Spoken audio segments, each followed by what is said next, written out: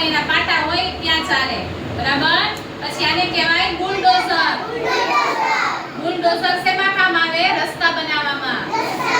પછી આને કહેવાય જેસીબી આને શું કહેવાય જેસીબી થી શું થાય ખોદકામ પછી આને શું કહેવાય